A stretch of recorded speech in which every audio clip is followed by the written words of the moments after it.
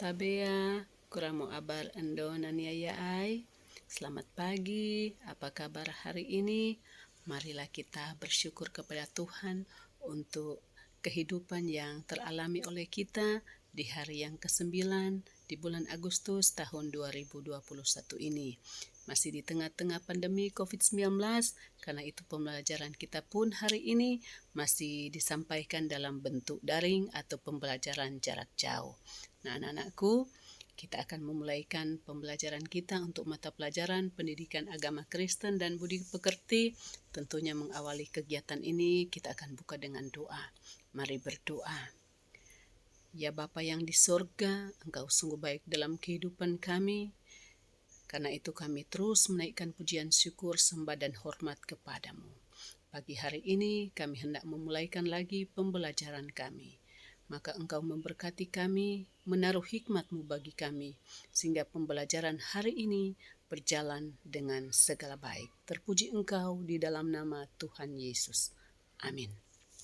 Nah, saat ini kita berada dalam situasi suasana yang berbahagia, bersukacita, oleh karena merayakan Hari Kemerdekaan Republik Indonesia 17 Agustus yang ke-76 tahun. Karenanya, sebelum kita memulaikan materi pembelajaran kita, mari dengan semangat kita menyanyikan bersama-sama lagu Berkibarlah Bendera Negeriku.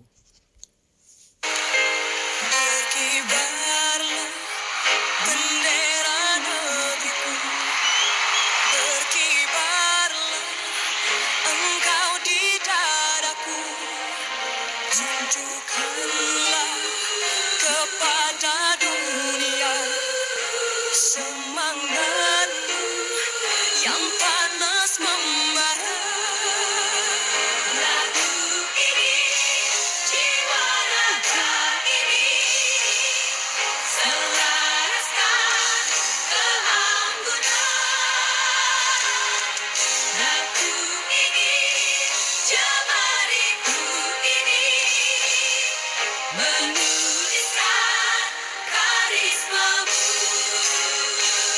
Berkibarlah bendera negeriku, berkibar di luas nuansamu, tunjukkanlah kepada dunia ramah-ramah budi bahasamu.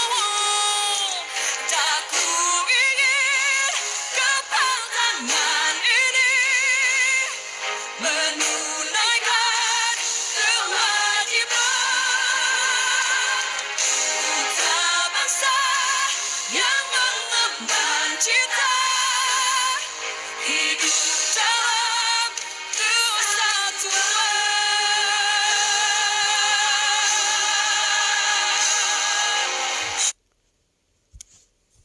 Nah, kita sudah menyanyikan bersama lagu Berkibarlah Bendera Negeriku. Kiranya lagu ini memberi motivasi dan semangat, membakar semangat kita menjadi putra-putri terbaik bangsa. Nah, kita mulaikan pembelajaran kita dengan materi lanjutan pada minggu yang lalu, yaitu tentang gereja sebagai umat Allah yang baru, dan khusus untuk pertemuan yang kedua ini kita akan membahas tentang pergumulan gereja. Nah, yang menjadi bahan Alkitab atau landasan Alkitab adalah dalam Kisah Para Rasul 2 dan pasalnya yang ke-10. Adapun yang menjadi tujuan pembelajaran yang hendak kita capai untuk materi ini adalah yang pertama, menjelaskan beberapa aspek pergumulan gereja di masa lampau dan masa kini, menyebutkan beberapa contoh kegagalan gereja untuk hidup sesuai dengan kehendak Tuhan. Nah, mari kita lihat untuk bagian yang pertama tentang gereja yang terbuka. Nah, anak-anakku, gereja perdana atau gereja mula-mula sebagaimana yang kita saksikan dalam Kisah pasal 2, di situ digambarkan bahwa gereja ini adalah gereja yang terbuka. Mengapa? Karena Gereja ini terdiri dari orang-orang dari berbagai daerah. Ini berarti walaupun pada mulanya murid-murid Tuhan Yesus hanya dari satu daerah saja yaitu Galilea, tetapi ternyata gereja perdana sudah terdiri dari orang-orang yang berasal dari latar belakang bahasa dan budaya yang berbeda-beda. Mari kita ingat pembelajaran materi sebelumnya, bagaimana gereja itu lahir dan terbentuk di kota Yerusalem pada waktu itu melalui peristiwa Pentakosta atau juga perayaan pengucapan syukur dari masyarakat orang-orang yang ada di kota Yerusalem, dan pada waktu itu yang datang adalah orang-orang dari berbagai penjuru dengan latar belakang bahasa dan budaya yang berbeda-beda. Tetapi pada saat itu justru gereja itu lahir dan terbentuk lewat dari peristiwa Pentakosta. Nah, gereja perdana juga terbuka bagi kepemimpinan perempuan. Nah, banyak tokoh perempuan yang berkiprah di gereja perdana seperti Lydia dalam Kisah 16 ayat 14, yang kedua ada Priscilla dalam Kisah 18 ayat 2 dan ayat 18, yang ketiga Eunice dalam kitab Roma 16 ayatnya yang ketujuh. Dalam perjanjian lama, peran perempuan itu kurang ditonjolkan, tetapi lebih menonjolkan peran kaum laki-laki. Nah, dalam gereja perdana, ternyata perempuan mulai berkiprah atau diberi kesempatan untuk menjadi pemimpin, seperti beberapa tokoh perempuan yang sudah dikatakan tadi. Jadi, tokoh perempuan dalam gereja perdana sudah mulai berkiprah atau diberi kesempatan untuk menjadi seorang pemimpin. Nah, gereja perdana juga menerima orang yang cacat atau yang tidak sempurna untuk menjadi anggotanya. Dan selanjutnya, gereja perdana juga terbuka kepada orang dari berbagai-bagai kelompok suku dan etnis. Nah, itu gereja perdana yang sifatnya terbuka. Nah, sekarang mari kita lihat bagaimana gereja yang gagal menjadi teladan. Nah, ada seorang tokoh kemerdekaan India yang bernama Mahatma Gandhi. Dia adalah seorang pemeluk agama Hindu. Nah, pada masa mudanya, ia sekolah dan bekerja di Afrika. Dan di Afrika, Gandhi telah banyak membaca Alkitab. Dia telah banyak membaca dan belajar siapa Yesus, apa karya-karya Yesus, mujizat-mujizat yang telah dilakukan oleh Yesus yang membuat dia begitu rindu, ingin sekali berkenalan dengan Yesus yang diakui oleh orang Kristen. Karena itu dia punya kerinduan satu saat untuk ikut beribadah dengan orang-orang yang ada di kota Cape Town, Afrika Selatan. Dan dia beribadah di sebuah gereja orang kulit putih. Tetapi ternyata di sana ia ditolak karena warna kulitnya yang tidak sama dengan orang-orang yang beribadah dalam gereja itu. Karena warna kulitnya adalah hitam, sementara orang-orang yang beribadah dalam gereja itu adalah orang-orang kulit putih. Nah, Gandhi sangat kecewa oleh karena perlakuan orang-orang Kristen yang ada di Cape Town, Afrika Selatan. Nah, karena dia merasa kecewa, maka keluarlah ungkapan kekecewaan dari seorang Mahatma Gandhi. Dia berkata bahwa, I like your Christ, I do not like your Christians. Your Christians are so unlike your Christ. Artinya, aku suka akan Kristusmu, tetapi aku tidak suka orang-orang Kristenmu. Orang-orang Kristen sangat berbeda dengan Kristusmu. Jadi dia banyak belajar tentang Yesus yang penuh kasih, yang tidak memandang bulu. Tetapi justru orang-orang Kristen yang dia jumpai di kota Cape Town, Afrika Selatan, sangat berbeda dengan Kristus. Orang-orang Kristen yang dia lihat adalah orang-orang Kristen yang tidak punya kasih atau pilih-pilih atau memandang bulu. Nah, anak-anakku, inilah ungkapan kekecewaan yang dialami, yang dirasakan, bahkan diungkapkan oleh seorang tokoh kemerdekaan India yang sebenarnya sangat rindu untuk menjadi Kristen, yaitu Mahatma Gandhi. Nah, kita lihat bagian selanjutnya, yaitu tentang hidup saling berbagi. Cara hidup gereja perdana sebagaimana dalam kesaksian Kisah Para Rasul 2 ayat 44 sampai 45 dikatakan di situ bahwa hidup saling berbagi orang Kristen di jemaat mula-mula ini, yaitu bahwa ketika mereka menjual harta, maka itu pun menjadi milik mereka bersama.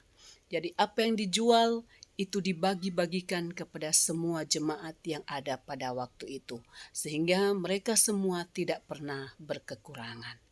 Nah, ini yang perlu kita teladani sebagai jemaat Kristen atau gereja di masa kini, untuk melakukan sebagaimana yang dipraktekkan oleh kehidupan jemaat mula-mula atau gereja perdana, yaitu hidup saling berbagi sehingga tidak berkekurangan. Nah, mari kita terus belajar untuk sejak sekarang ini menanamkan kebiasaan untuk hidup saling berbagi. Sebagaimana ada ungkapan yang berkata bahwa live simply so others can simply live. Artinya, hiduplah sederhana agar orang lain dapat sekedar hidup. Nah, anak-anakku, kiranya pembelajaran kita di pagi hari ini akan senantiasa kita ikuti dengan baik, dengan benar, sehingga pada akhirnya apa yang telah kita terima, apa yang telah kita pelajari, itu mampu kita terima dengan baik, dan pada akhirnya pun kita praktekkan untuk membentuk karakter kita sebagai remaja Kristen yang sejati. Dengan demikian berakhirlah pembelajaran kita di pagi hari ini, dan seperti sebelumnya tiap mengakhiri pembelajaran ada tugas yang harus dikerjakan, dan ada satu soal yang harus dikerjakan oleh peserta didik, yaitu tuliskan apa yang bisa kita pelajari atau teladani dari hidup jemaat mula-mula atau perdana.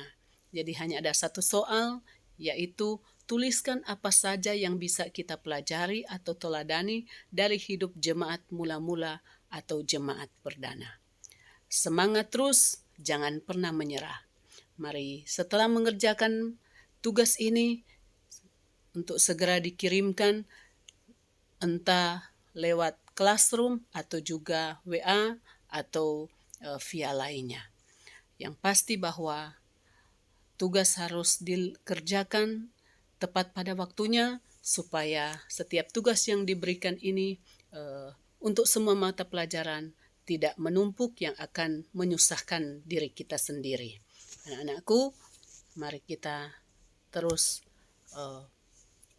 mau belajar untuk meraih kehidupan masa depan yang gilang gemilang. Nah, mengakhiri pembelajaran kita saat ini, sebagaimana kita sudah buka dengan doa, maka kita pun akan tutup pembelajaran kita di pagi hari ini dengan doa. Mari berdoa. Terima kasih Bapa di sorga, karena pembelajaran kami pagi hari ini sudah boleh berjalan dengan baik. Engkau yang akan terus memberkati kami, sehingga kami senantiasa menikmati kehidupan yang berbahagia, bersuka cita, bahkan damai sejahtera, karena kami ada selalu dalam lindungan dan penyertaan-Mu. Terpujilah Engkau di dalam nama Tuhan Yesus. Amin. Nah, anak-anakku, ada pesan yang hendak disampaikan karena ini masih di tengah-tengah pandemi COVID-19, supaya kita tetap waspada, kita tetap disiplin untuk menjalankan protokol kesehatan, menerapkan 5M, yaitu memakai masker, mencuci tangan, menjaga jarak, mengurangi kerumunan, dan mengurangi mobilitas atau kegiatan di luar. Kiranya Tuhan yang akan terus menolong kita, memampukan kita, sehingga kesehatan dan keselamatan jiwa menjadi bagian kehidupan kita sekarang ini, esok, dan untuk seterusnya. Terima kasih, Tuhan Yesus memberkati.